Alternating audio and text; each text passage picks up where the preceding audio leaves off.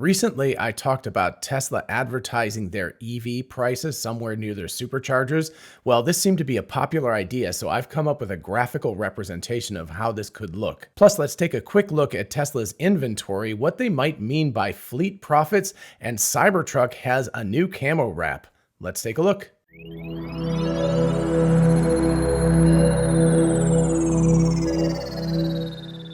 Hey y'all, it's Dr. Know-It-All. I first want to touch on this new camo wrap that Tesla apparently has for their Cybertruck. Super cool looking. I'll leave a link to this electric article in the description, of course, but I just wanted to touch on a couple of these pictures. So if you look here, you've seen the camo wrap here before that they've had on their Cybertruck, which is kind of a bigger, I don't know, digital camo wrap, whatever that is. You can notice that the quality of this is quite good. This was not something they just slapped on. You know, there's the consistency of the lines across the doors and the panels and everything like that is really, really high.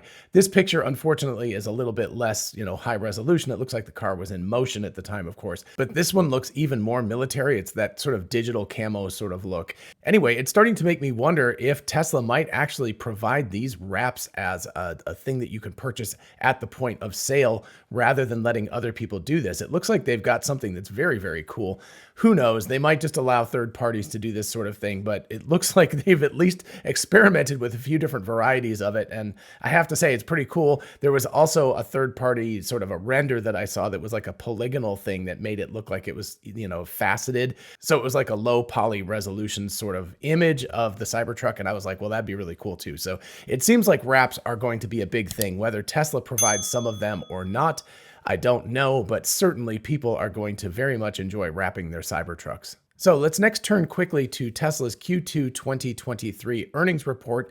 And I want to specifically look at the global vehicle inventory days of supply, and also later on in the document, the fleet profits. So first of all, you can see that last year, Q2 of 2022, they had a whopping 4 days of inventory, which is insane. And if you remember back then, the prices were very high, the wait times were very long. So we have an incredibly low base, and they've grown that 300% to 16 days at present.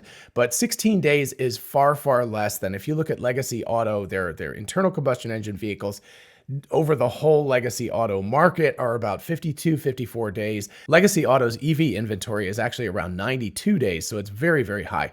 So Tesla has got an inventory, yes, there is a delay, but in the earnings call, they specified the fact that most of this inventory was demo vehicles, which you of course have to have on the lot for people to test drive, cars in transit, in other words, on trucks and trains and things like that, or ships going to wherever they need to go, and of course, showroom vehicles that are just sitting in the showroom and stuff. So over time, as you get more and more showrooms and more demo vehicles and things like that, that number just has a tendency to grow. So it's not like these things are sitting in parking lots rusting or something. They're being utilized for some other purpose, or they're in transportation to a destination. So yes, that number has gotten bigger, but it's still very, very small and very reasonable. And also it's explained by things like demo vehicles and cars in showrooms and cars being transported. Now, when we get to the Q3 earnings report in a couple of months, I will be very interested to see what this number looks like, because Tesla says that their production is going to go down next quarter to some extent as they retool a bunch of factories and try to improve the efficiency of these factories. That means that in quarter 3, they're actually going to produce fewer cars than they produced in quarter 2, likely.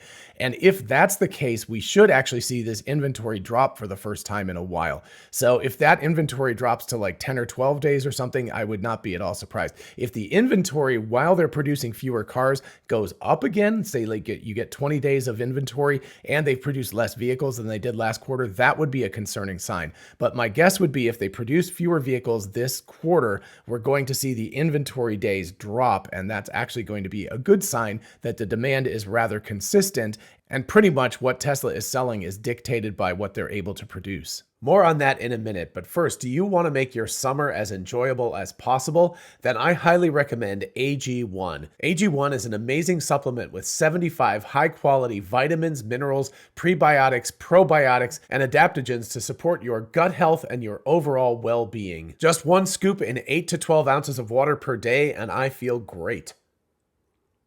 And I love the fact that it has a sweet pineapple flavor without any added sugar, so it's great for your low sugar diet as well. And if you go to drinkag1.com/Dr. Know-It-All or just click the link in the description, you get a free year supply of vitamins D3 and K2 and 5 travel packets, which is great for the summertime when a lot of people go on trips. As I've been traveling around so much this summer and had such a disrupted life, it's really, really helpful to have a consistent daily dose of high quality vitamins, minerals, prebiotics, probiotics, all the good stuff for your gut, all the good stuff for your body. It really is amazing, and I actually feel fantastic. And if you want to try it out yourself, Drink AG1 gives you a 90-day risk-free trial. So what have you got to lose? Click the link below, get your 5 travel packs, your year's supply of vitamins D3 and K2. What have you got to lose except the potential to feel a whole lot better like I do?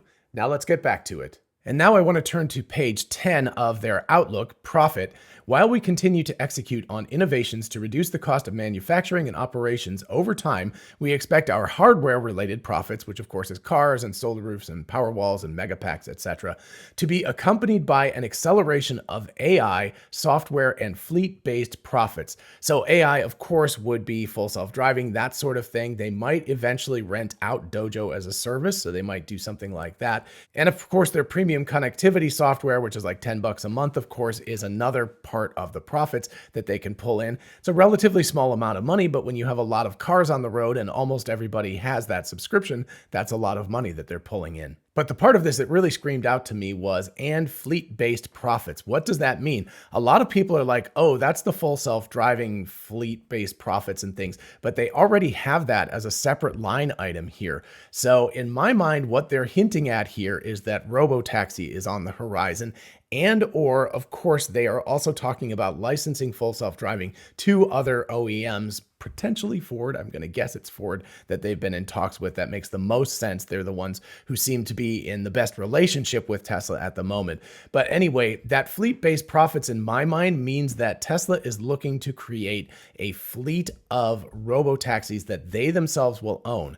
So they may sell some of this stuff to a company like Hertz. They may license this technology to other companies like Ford, but this seems to be like a hiding in plain sight sort of thing where they're basically saying, look, we are going to have our own Tesla branded robotaxi fleet. So it's not going to be Uber that owns it or whatever. It's going to be Tesla robotaxis or something, whatever you want to call it. I don't know. Tesla taxis, something along those lines, but that they are really looking forward in the future to garnering a great deal of their profits from this fleet-based thing. And I think that that means that they're really looking for robotaxi to become a major driver of both their revenues and of course their profits, because the car itself, it doesn't really matter if it costs $20 or $30 or $40,000 even to build. You're going to make that money back in less than a year. And then the rest of the time, it's like software-like margins on profit for that vehicle as people use it for hundreds of thousands to up to millions of miles. So anyway, this is definitely something to keep an eye out for in the future, because this is something where I think Tesla is telling us something pretty, they're screaming it pretty loudly here that they're going to have their own robotaxi fleet, but people are not really paying attention to that. All right, and finally, let's look at a potential price board for a Tesla Supercharger. So imagine you're driving down the highway and, you know, along with all those things from like Quick Trip and Racetrack and whoever, Exxon, whatever, all those things, they have their price boards up on the highway that are like, you can get gas for $3.50 a gallon or whatever it is, and you can get diesel for $100 a gallon. I don't know. Diesel seems to be very expensive these days. But anyway, alongside that, you see something that says Tesla, and it doesn't just have a price. It says current price is 42 cents. And that would be the one that's actually outlined in blue here. And it gives you kind of a yellow orange color that's like, that's, you know, it's like on the margins of being fairly expensive. And then it shows you the next 12 hours. And so you can see what happens is this is actually 42 cents. And I actually did do this in like a spreadsheet. So this is accurate. And then of course I had to warp it into position. But anyway, so then what you do is you have like 45 cents, 48 cents, 52 cents, 55 cents over the next few hours, and it's red. And then as the afternoon and evening comes in, it goes back to yellow, and then we get green. And And then what you have over here is the best price. So instead of gas and diesel, what you'd have is current price and best price. So you know, like right now, it costs me 42 cents if I go to this supercharger right now and I start charging up. However, if I wait until the evening or the night and charge up, then it's only going to cost me 25 cents. So you get a kind of a vision of what's going to happen over the next 12 hours. So a couple of things here. Number one, what fantastic advertising this would be for Tesla. I actually put in my previous video that you can catch here that government should mandate that all electric chargers should post their prices.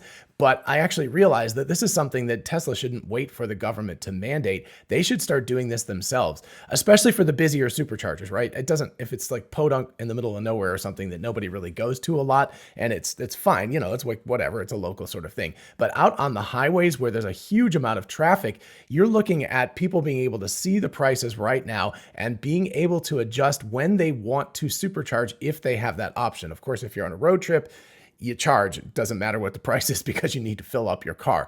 But if you can wait, you might be like, oh, wow, I could wait 5 or 6 hours and I could get a much cheaper price that I could get right now. So number one, this is a way of automatically balancing out load. So people will not arrive at the supercharger when it's super busy and very expensive and all of that kind of stuff. They'll sort of spread out the charging as they're able to. But the second order effect that this would bring up is advertising. This is, you know, if you look at this and you're like 42 cents a kilowatt hour and I'm paying $3.50 a gallon for gas. And I know it's not 1-to-1 because you only have to put in like 15 gallons or something, and you might have to put in 70 or 80 kilowatt hours.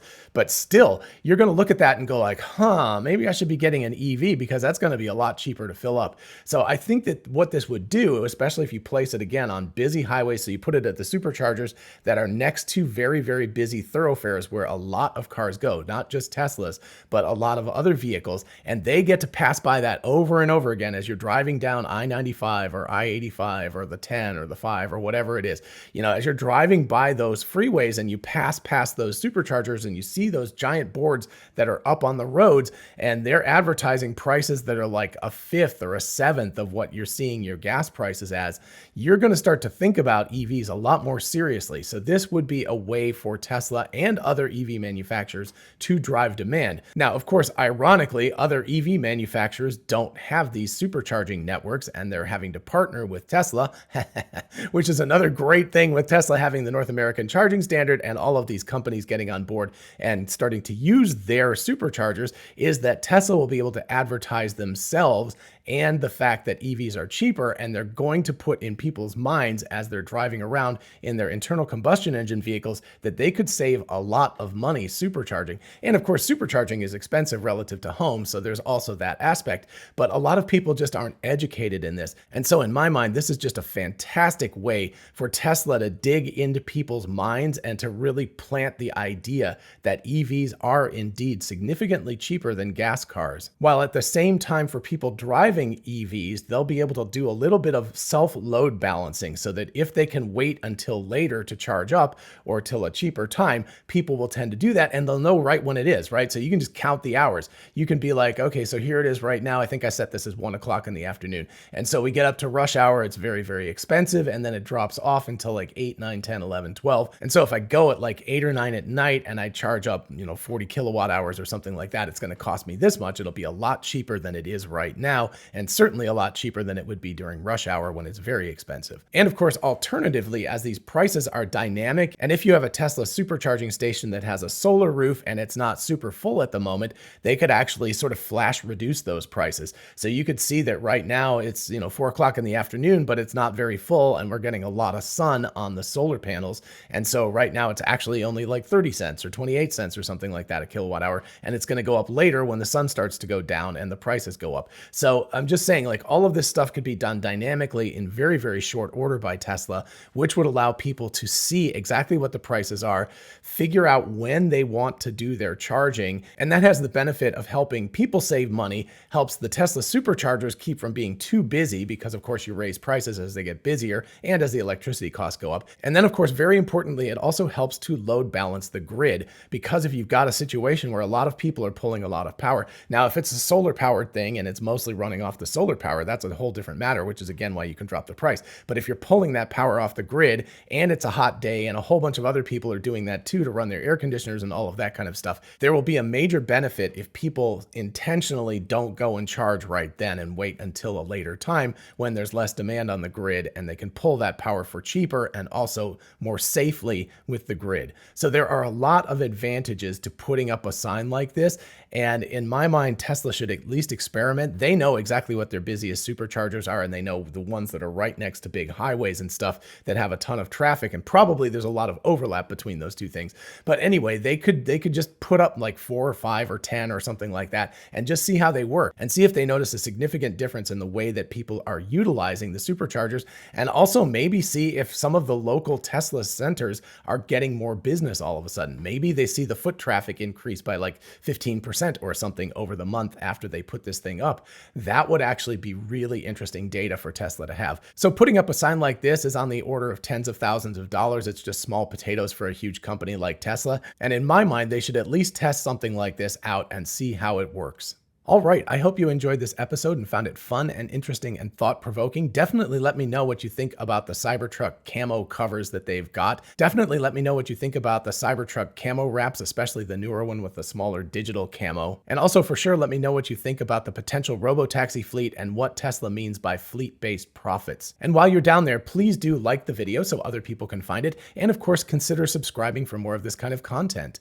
As always, a huge shout out to my Patreon patrons, my YouTube channel members, and of course my Twitter subscribers. Thank you all so much for supporting the channel any way that you can. And of course, if you want to join any of the teams, just check out the links in the description. And if you're interested in a whole bunch of really cool merch, check out our merch store. Link is in the description. We have TeslaBot t-shirts, the Tesla meme t-shirt, Success is a Possible Outcome, 4680 battery cells. All of that stuff is on t-shirts, mugs, tumblers, and on and on. So check it out. And finally, thanks once again to AG1 for sponsoring today's video. Click their link in the description and start feeling better tomorrow. In the meantime, I'll see you in the next one.